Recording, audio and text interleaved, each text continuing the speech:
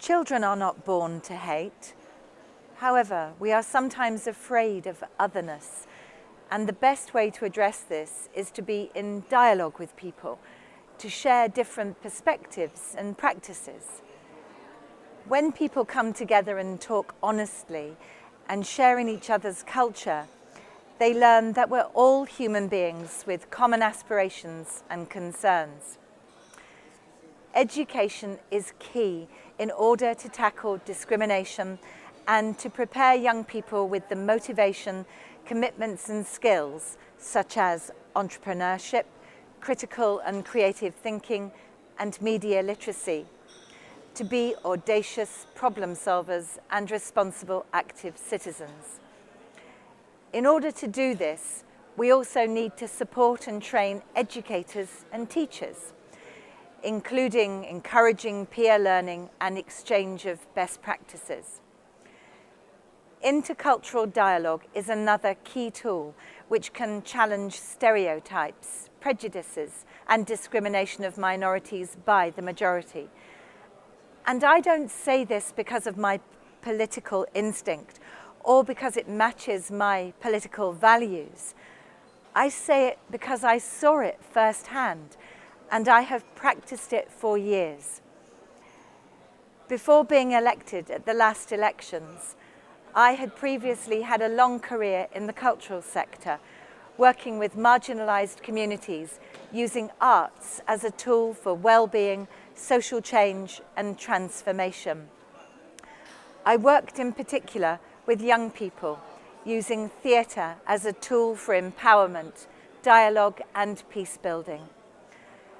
Promoting our fundamental values of tolerance, non-discrimination, social justice and rule of law through diversity, education and people-to-people contact is a shared responsibility of society, and all stakeholders must be included in that strategy.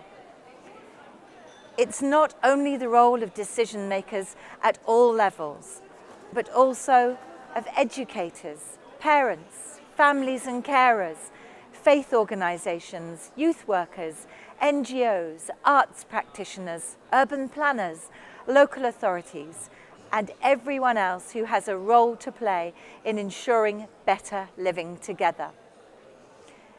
In January, the European Parliament adopted a report that I authored on the role of intercultural dialogue, cultural diversity and education in promoting EU fundamental values.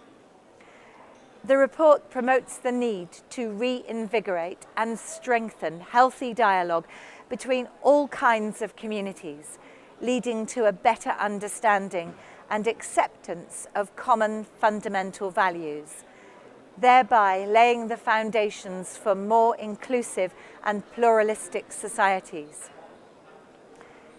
To engage with young people, communities have several tools at their disposal, including inclusive, informal and formal learning, education for citizenship for all ages, volunteering, sport, arts and culture.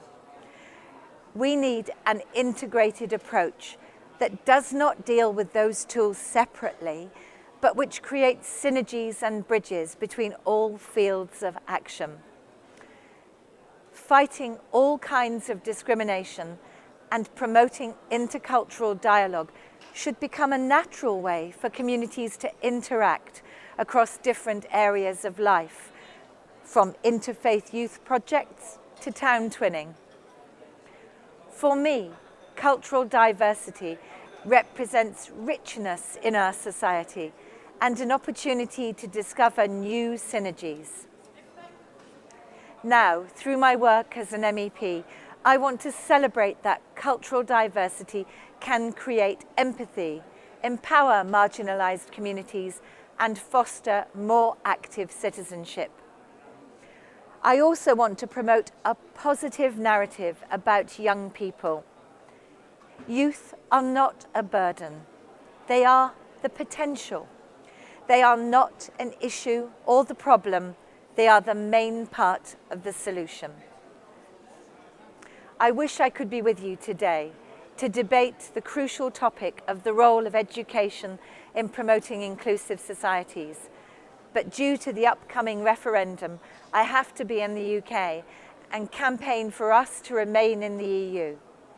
I wish you a fruitful discussion, and I look forward to hearing about the conclusions of the colloquium.